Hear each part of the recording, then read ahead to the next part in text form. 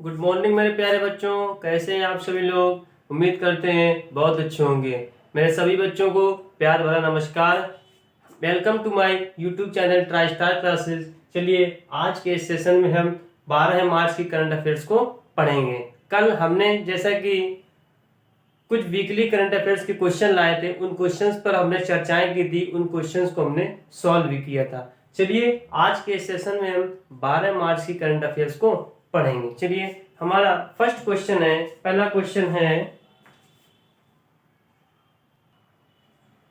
एक चीज और बता दें प्यारे बच्चों, करंट अफेयर्स को आप हल्के में मत लीजिए। करंट अफेयर्स ऑलमोस्ट सभी एग्जाम्स में पूछी जाती है, वो हमारा एसएससी का एग्जाम हो, चाहे आपका रेलवे का हो, चाहे आपका बैंक का हो, चाहे यूपी लेखपाल हो, वीडियो का हो, ठीक है, गन्ना पर्यवेक्षक भर्ती हो, लघु सिंचाई भर्ती हो, जितने भी ऑल वनडे एग्जाम जितने भी हो, सभी कॉम्पिटिटिव एग्जाम्स में क्या होता है, करंट अफेयर्स का एक बहुत बड़ा रोल है। हर एग्जाम में अप्रोक्स कम से कम 7-8 क्वेश्चन नॉर्मली मैं बता रहा हूं, इतने तो करंट अफेयर्स के पूछे जाते हैं। इसलिए करंट अफेयर्स को आप हल्के मत लीजिए, ठीक है।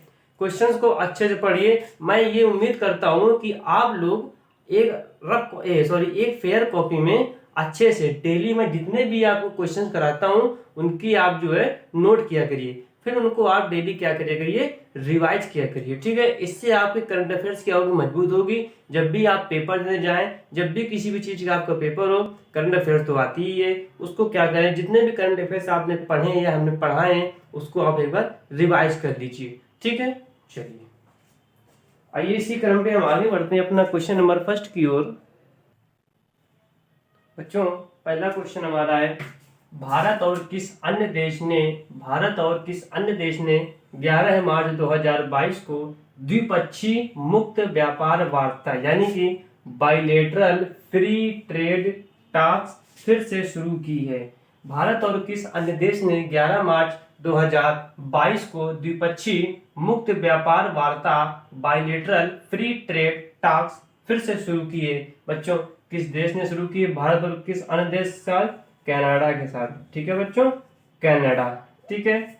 इसमें क्या था, इसमें इसमें और भी चीजें शामिल करी जाएंगी। द्विपक्षीय मुक्त व्यापार वार्ता में क्या क्या शामिल किया जाएगा, जैसे कृषि हो गया, ठीक है, कृषि संबंधित उत्पाद, ठीक है बच्चों, रसायन, जूते जूते और वस्त्र सहित क्षेत्र शामिल होंगे, और वस्त्र, ठीक है। यानी कि इस द्विपक्षीय मुक्त व्यापार वार्ता में क्या है, भारत के साथ एक दूसरा देश है कनाडा, जिसमें किस विषय पर चर्चा भी हो सकती है, जो है शामिल होंगे आगे कृषि से संबंधित, उत्पाद संबंधित, रसायन संबंधित, जूते और वस्त्र संबंधित सभी क्षेत्र इसमें शामिल किए जाएंगे। चलिए बच्चों अब हम दूसरा क्वेश्चन पढ़ते हैं, क्वेश्चन नंबर सेकेंड। बच्चों क्वेश्चन नंबर सेकेंड है, किसे भारतीय बीमा नियामक विकास प्राधिकरण यानी कि insurance regulatory development authority of India का अध्यक्ष नियुक्त किया गया है? किसे आईआरडीए रेडा का अध्यक्ष नियुक्त किया गया है? किसे नियुक्त किया गया है बच्चों? देवाशीष पांडा को, देवाशीष पांडा को।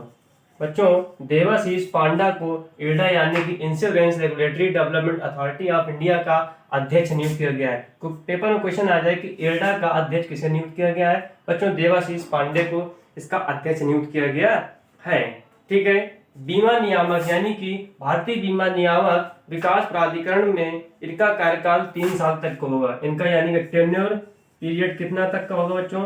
इनका टेन्योर पीरियड जो होगा 3 साल तक का होगा इसमें, ठीक है बच्चों। ये जो है देवाशीष पांडे हैं कौन, जो है उत्तर प्रदेश कैडर के 1987 बैच के आईएएस अधिकारी, उत्तर प्रदेश कैडर के 1987 बैच के आईएएस अधिकारी देवाशीष पांडा 2 साल के कार्यकाल के बाद जनवरी 2022 में रिटायर्ड होंगे, ठीक है।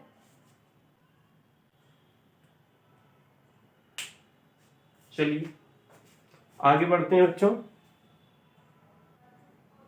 तो अब मैंने क्या बताया, उत्तर प्रदेश कैडर के 1987 बैच के आईएएस अधिकारी देवाशीष पांडा 2 साल के कार्यकाल के बाद जनवरी 2022 में रिटायर्ड हुए हैं और इनको अब आईआरडीए का क्या बना दिया गया है, अध्यक्ष नियुक्त कर दिया गया है। अब बच्चों यहाँ बात हम करते हैं कि आईआरडीए क्या होता है।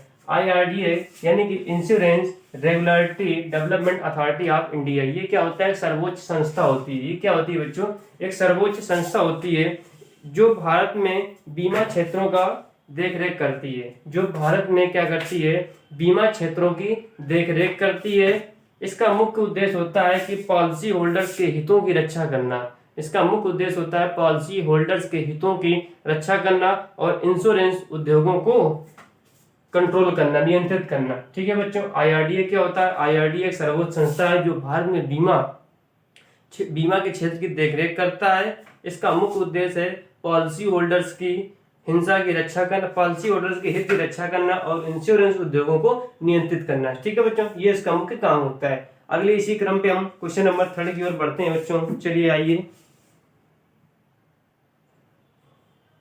बच्चों, क्वेश्चन नंबर 3, किस कंपनी को, सॉरी मार्कर गिर गया, किस कंपनी ने मार्च 2022 में इनिशियल पब्लिक ऑफरिंग यानी कि आईपीओ में निवेश करने के लिए भारत का पहला प्राथमिक बाजार निवेश मंच वानप लॉन्च किया है।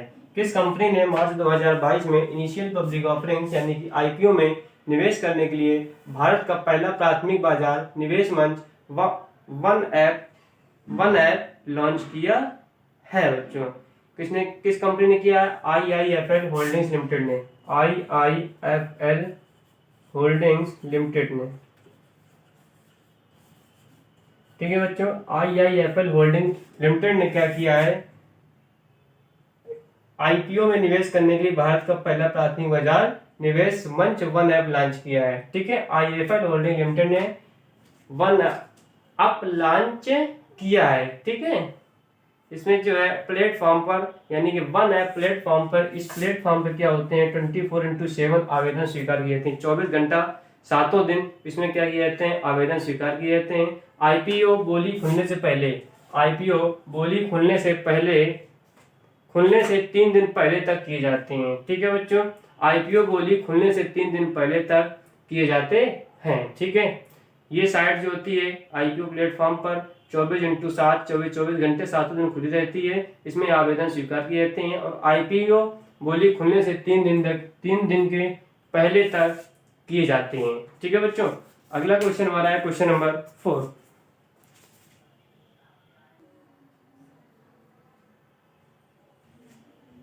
क्वेश्चन नंबर 4 है, किस राज्य सरकार ने 11 मार्च 2022 को वित्तीय वर्ष 2022-23 के लिए 3.21 लाख करोड़ रुपए का बजट पेश किया है। किस राज्य सरकार ने 11 मार्च को वित्तीय वर्ष 2022-23 के लिए 3.21 लाख करोड़ रुपए का बजट पेश किया है? किस सरकार ने किया है? वेस्ट बंगाल सरकार ने। ठीक है, पश्चिम बंगाल की सरकार ने क्या किया है, 2022-23 के लिए 3.21 लाख रुपए करोड़ का बजट पेश किया है। ठीक है, पेश किसने किया है? पश्चिम बंगाल के फाइनेंस मिनिस्टर हैं, पश्चिम बंगाल के वित्त मंत्री हैं, पश्चिम बंगाल के वित्त मंत्री हैं चंद्रिमा भट्टाचार्य, चंद्रिमा भट्टाचार्य। ठीक है, तो यूं कहते हैं कि चंद्रिमा भट्टाचार्य ने पश्चिम बंगाल में 11 मार्च 2022 को वित्तीय वर्ष 22-23 के लिए 3.21 लाख करोड़ रुपए का बजट पेश किया है। यहाँ के मुख्यमंत्री की बात करते हैं, यहाँ का सीएम कौन है? सीएम की बात करें, यहाँ के मुख्यमंत्री हैं ममता बनर्जी। ठीक है बच्चों, ममता बनर्जी क्या है? पश्चिम बंगाल की मुख्यमंत्री हैं। यदि हम यहाँ के गवर्नर की बात कर लें, गवर्नर यानी कि राज्यपाल की बात कर लें, यहाँ के राज्यपाल हैं जगदीप धनखड़, जगदीप धनखड़।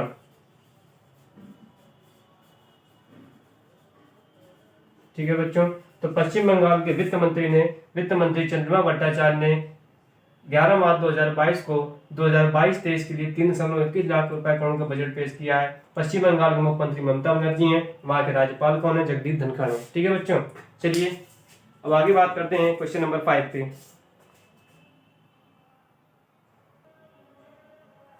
क्वेश्चन नंबर 5, मार्च 2022 में पेट्रोलियम नेचुरल गैस मंत्रालय स्वच्छता पखवाड़ा पुरस्कारों में से किस कंपनी को प्रथम स्थान दिया गया है? मार्च 2022 में पेट्रोलियम नेचुरल गैस मंत्रालय स्वच्छता पखवाड़ा पुरस्कारों में से किस कंपनी को प्रथम स्थान दिया गया है? इंडियन ऑयल कॉर्प लिमिटेड को। ठीक है बच्चों, इंडियन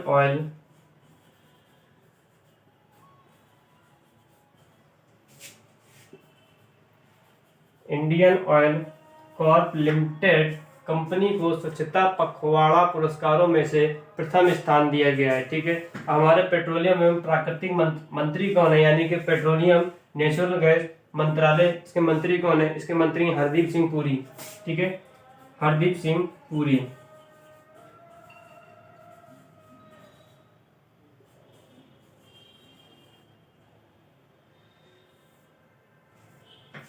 ठीक है, हरदीप सिंह पुरी यानी कि पेट्रोलियम नेचुरल गैस मंत्री हरदीप सिंह पुरी द्वारा ये पुरस्कार प्रदान किए गए हैं। किसको सबसे पहले मिला है? Indian oil Corp limited company को स्वच्छता पखवाड़ा में सबसे प्रथम स्थान मिला है। ठीक है बच्चों, चलिए अगले क्रम में बढ़ते हैं। Question number 6। मार्च 2022 में किस यूरोपीय देश ने कैटलिन नोवाक को पहली महिला राष्ट्रपति के रूप में चुना है? ठीक है, किस यूरोपीय देश ने कैटलिन नोवाक को पहली महिला राष्ट्रपति के रूप में चुना है? ठीक है, किसको चुना है? किस यूरोपीय देश ने चुना है? ये चुना है हंगरी ने। ठीक है बच्चों, हंगरी ने इसको क्या किया है? चुना है। ठीक है, मार्च 2022 में किस यूरोपीय देश ने कैटलिन नोवाक को पहली महिला राष्ट्रपति ने चुना है? हंगरी ने चुना है। ठीक है बच्चों, ओके, हंगरी ने। अब यहाँ की हम बात करें कैपिटल क्या है इसकी? हंगरी की कैपिटल है बुडापेस्ट। इसकी कैपिटल क्या है हंगरी की? वो है बुडापेस्ट। कैपिटल इसकी क्या है? बुडापेस्ट। ठीक है, करेंसी की बात कर लें, यानी कि यहाँ की मुद्रा क्या है? यहाँ की मुद्रा जो हमारी है वो क्या है? Hungarian front. ठीक है बच्चों, तो हंगरी यूरोपीय देश ने कैटलिन नोवाक को पहली महिला राष्ट्रपति के रूप में चुना है। यहाँ की कैपिटल बुडापेस्ट, यहाँ करेंसी क्या है? हंगेरियन फोरेंट है। ठीक है बच्चों, चलिए आगे बढ़ते हैं क्वेश्चन नंबर 7 की ओर। क्वेश्चन नंबर 7, कौन स्कूली बच्चों के लिए युवा वैज्ञानिक कार्यक्रम यानी कि युविका नामक एक विशेष कार्यक्रम का आयोजन कर रहा है? कौन स्कूली बच्चों के लिए युवा वैज्ञानिक कार्यक्रम यानी कि युविका नामक एक विशेष कार्यक्रम का आयोजन कर रहा है? कौन कर रहा है? ये इसरो कर रहा है।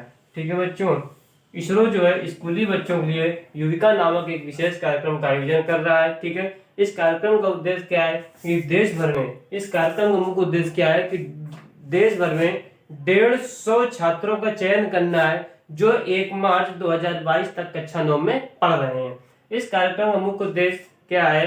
कार्यक्रम का उद्देश्य ये है कि देश भर में 150 छात्रों का चयन करना है जो 1 मार्च 2022 तक कक्षा 9 में पढ़ रहे हैं। ठीक है, अब सर कहते हैं कि देश भर में बहुत से बच्चे हैं, ये 150 बच्चे कैसे लेंगे? 150 बच्चे, इसके भी कुछ क्या है? अपने एक स्टैंडर्ड है, यानी कि एक मानक है। ठीक है, लेकिन इस कार्यक्रम से होगा क्या कि इस कार्यक्रम से अधिक छात्रों को, इस कार्यक्रम से अधिक बच्चों को विज्ञान, प्रौद्योगिकी, इंजीनियरिंग और गणित आधारित कैरियर पर और शोध करने के लिए प्रोत्साहित करने की उम्मीद है। ठीक है, कौन करेगा? इसरो करेगा। ठीक है बच्चों, ये कार्यक्रम 16 मई से 28 मई तक चलेगा। ठीक है, ये कार्यक्रम 16 मई से 28 मई चलेगा, यानी कि लगभग 2 वीक्स का ये प्रोग्राम रहेगा, 2 सप्ताह का ये प्रोग्राम रहेगा। ठीक है, अब प्रतिभागियों का यानी कि जो पार्टिसिपेंट बच्चे होंगे उनका कुछ एक मापदंड होगा कि किसके माध्यम से चयन किया जाए। ठीक है, उसका ये है कि इसमें कक्षा 8 में यानी क्लास 8 में बच्चों क्या हो, परसेंटेज अच्छी होनी चाहिए नंबर में। क्लास 8 में क्या होना चाहिए? बच्चों को मार्क्स अच्छे होने चाहिए। ठीक है, अच्छे मार्क्स प्राप्त किए हों। दूसरी चीज क्या है कि कुछ बच्चे ऐसे होते हैं साइंस यानी विज्ञान की प्रदर्शनी लगती है राज्य स्तर पर। ठीक है, उस पे राज्य स्तर पर लगती है, तहसील स्तर पर लगती है। ठीक है, तो उस कार्यक्रम में बच्चे जो है साझेदारी में भी शामिल हूँ, ठीक है, उन बच्चों को सिलेक्ट किया जाएगा। तो इसरो क्या करता है, युविका नामक एक विशेष कार्यक्रम का आयोजन कर रहा है, ठीक है। इसमें जो है देश भर में कम से कम 150 यानी 150 स्टूडेंट से ज्यादा जो बच्चों को सिलेक्ट करेगा, ठीक है। ये कार्यक्रम 16 मई से लेकर 28 मई तक चलेगा, यानी कि लगभग 2 सप्ताह का 2 वीक्स का ये प्रोग्राम है, ठीक है। अब इसमें सर कहते हैं कि 150 बच्चे कैसे सिलेक्ट करेंगे, जो देश भर में तो बहुत से बच्चे हैं, लेकिन इसके भी कुछ अपने उनके स्टैंडर्ड हैं, यानी कि क्लास 8 में जिन बच्चों ने अच्छे मार्क्स ऑब्टेन किए हैं और जिन्होंने स्टेट लेवल पे या अपने डिस्ट्रिक्ट लेवल पे जो विज्ञान की प्रदर्शनी होती है, यानी कि साइंस फेयर होता है, उसमें उन्होंने क्या किया है, हासिल किया, यानी उसमें भी उन्होंने प्रतिभाग किया, पार्टिसिपेंट्स किया, उन बच्चों को इसमें शामिल किया जाएगा। चलिए अब नेक्स्ट क्वेश्चन की बात करते हैं, क्वेश्चन नंबर 8। बच्चों क्वेश्चन नंबर 8 है, मार्च 2022 में किस राज्य के मुख्यमंत्री, किस राज्य के यानी किस स्टेट के मुख्यमंत्री ने राज्य में नई सरकार के गठन का मार्ग प्रशस्त करने के लिए अपने पद से इस्तीफा दे दिया है। मार्च 2022 में किस राज्य के मुख्यमंत्री ने राज्य में नई सरकार के गठन का मार्ग प्रशस्त करने के लिए अपने पद से इस्तीफा दे दिया है? किसने दे दिया है? गोवा ने, ठीक है बच्चों, गोवा ने, ठीक है। यानी गोवा एक राज्य है, जिस राज्य के मुख्यमंत्री कौन है? इसके मुख्यमंत्री थे प्रमोद सावंत, ठीक है बच्चों, प्रमोद सावंत इस राज्य के मुख्यमंत्री थे। और इन्होंने क्या किया, अपने पद से इस्तीफा किसको दे दिया? राज्यपाल को दे दिया, ठीक है। राज्यपाल यानी कि गवर्नर, यहाँ का गवर्नर कौन है? गवर्नर की बात करते हैं, governor PS Sreedharan, PS Sreedharan, ठीक है बच्चों। तो गोवा के मुख्यमंत्री प्रमोद सावंत ने गोवा के राज्यपाल PS श्रीधरन को राज्य में नई सरकार के गठन का मार्ग प्रशस्त करने के लिए अपने पद से इस्तीफा पत्र उन्हें दे दिया है, ठीक है। अब यहाँ की बात करते हैं कि गोवा में कितनी लोकसभा सीटें हैं, कितनी राज्यसभा सीटें हैं, यहाँ का राष्ट्रीय पशु क्या है, यहाँ का जो है राज्य का पक्षी क्या है, राज्य का पशु क्या है, ठीक है, राष्ट्रीय उद्यान क्या है। आइए थोड़ा इनके बारे में चर्चा कर देते हैं, ठीक है। इसको हम रफ करते हैं, ऊपर वाला क्वेश्चन सेक्शन जो है, ठीक है बेटा। हाँ, इसकी बात करते हैं, यहाँ पे लोकसभा सीटें कितनी हैं, कहाँ की बात कर रहे हैं बच्चों हम? ये बात कर रहे हैं गोवा की। गोवा की लोकसभा सीट्स की बात करें, गोवा में लोकसभा सीट्स यहाँ पे कितनी है? 2 हैं, ठीक है बच्चों। अगर यहाँ पे राज्यसभा की सीटों के बारे में बात करें, ठीक है, तो यहाँ पे राज्यसभा की सीट कितनी है बच्चों? 1 है। राज्यसभा की सीट कितनी है? 1 है, ठीक है। यहाँ का राज्य पशु क्या है, यानी कि स्टेट एनिमल गोवा का वो है बच्चों कौन है? गौर, ठीक है। गौर बच्चों क्या है? जानवर का नाम, पशु का नाम है, ठीक है। वो यहाँ का क्या है? राज्य पशु है, ठीक है। राज्य पक्षी के बारे में बात करें, यहाँ पे स्टेट बर्ड के बारे में बात करें बच्चों, स्टेट बर्ड यहाँ पे क्या है? पीले गले वाला बुलबुल, पीले गले वाला बुलबुल,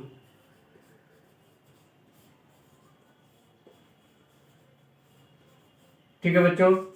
लोकसभा सीटें कितनी है? 2 है। राज्यसभा की सीटें कितनी है? 1 है। यहाँ का स्टेट एनिमल कौन है? गौर है। स्टेट बर्ड कौन है? पीले गले वाला बुलबुल है, ठीक है। ओके बच्चों, यहाँ पे राष्ट्रीय उद्यान कौन सा है, नेशनल पार्क कौन सा है? वो है भगवान महावीर, ठीक है।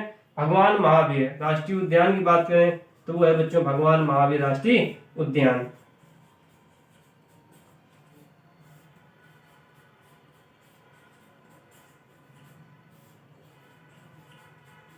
ठीक है बच्चों, तो गोवा के बारे में क्या सीखा हमने? गोवा के मुख्यमंत्री प्रमोद सावंत है, यहाँ के गवर्नर कौन है? PS श्रीधरन है, ठीक है। लोकसभा सीटें कितनी है? 2। राज्यसभा कितनी है? 1 है। स्टेट एनिमल कौन है? गौर है। स्टेट बर्ड कौन है? पीले गले वाला बुलबुल है। भगवान महावीर राष्ट्रीय उद्यान यहाँ पे है गोवा में, ठीक है बच्चों। अब अगला क्वेश्चन पढ़ेंगे, क्वेश्चन नंबर 9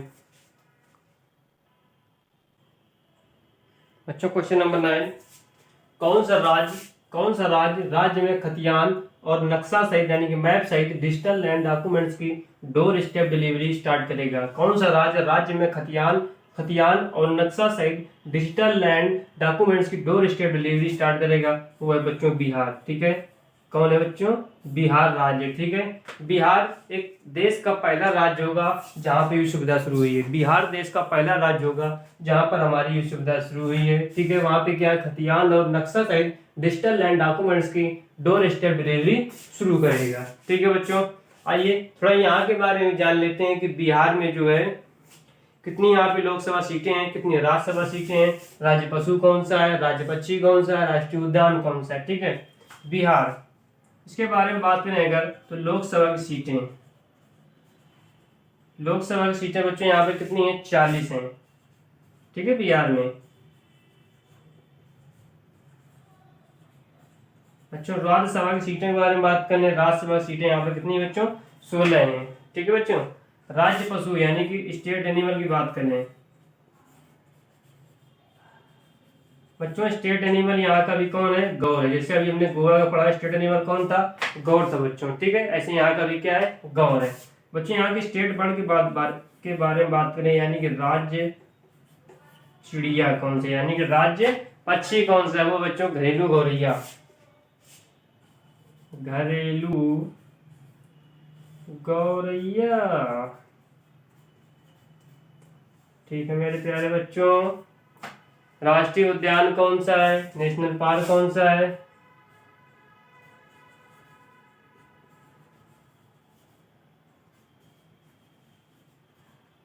वो है बच्चों यहाँ पे क्या है, वाल्मीकि राष्ट्रीय उद्यान,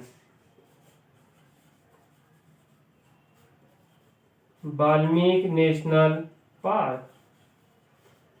ठीक है मेरे प्यारे बच्चों, बिहार में लोकसभा की सीटें 40 हैं, राज्यसभा की सीटें 16 है, राज्य पशु गौर है, राज्य पक्षी घरेलू गौरैया है, नेशनल पार्क कौन सा है, वाल्मीकि नेशनल पार्क। बिहार देश का पहला राज्य होगा जहाँ पे भी सुविधा शुरू हुई है, कौन सुविधा, डिजिटल लैंड डॉक्यूमेंट्स की डोर स्टेप डिलीवरी शुरू होगी वहां पे। ठीक है बच्चों, चलिए इसी क्रम पे अब आगे बढ़ते हैं क्वेश्चन नंबर 10 की ओर। क्वेश्चन नंबर 10, कौन सा राज्य है, भारत का कौन सा राज्य है जो $1 ट्रिलियन की अर्थव्यवस्था वाला भारत का पहला राज्य बनने जा रहा है। वाह क्या क्वेश्चन है, क्वेश्चन पेपर में आ सकता है। ठीक है, ये इकोनॉमी करंट अफेयर से रिलेटेड क्वेश्चन है। कौन सा राज्य $1 ट्रिलियन की अर्थव्यवस्था वाला भारत का पहला राज्य बनने जा रहा है बच्चों, कौन है, महाराष्ट्र। महाराष्ट्र भारत का एक ऐसा पहला राज्य है जो $1 ट्रिलियन की अर्थव्यवस्था बनने वाला पहला राज्य है। ठीक है, ये जानकारी किसने दी, ये जानकारी महाराष्ट्र के उप मुख्यमंत्री अजीत पवार ने दी। ये जानकारी हमें महाराष्ट्र यानी कि डिप्टी सीएम अजीत पवार। ठीक है बच्चों, ये जानकारी हमें महाराष्ट्र के मुख्यमंत्री उप मुख्यमंत्री अजय पवार ने दी कि महाराष्ट्र जो है $1 ट्रिलियन की अर्थव्यवस्था वाला भारत का सबसे पहला राज्य बनने जा रहा है। ठीक है, अभी अजीत पवार ने कब इसकी जानकारी दी, जब ये अपना 2022-23 के लिए राज्य का बजट पेश करते हुए उन्होंने ये बताया कि महाराष्ट्र भारत का पहला राज्य है जहां पे $1 ट्रिलियन की अर्थव्यवस्था बनने वाला पहला राज्य है, पहला राज्य बनने जा रहा है। ठीक है बच्चों, तो ये हमारी बच्चों रही आज की करंट अफेयर्स यानी कि 12 मार्च की करंट अफेयर्स रही।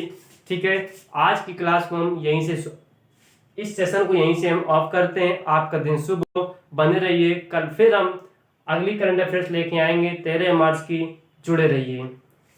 चलिए बच्चों, thank you, have a nice day.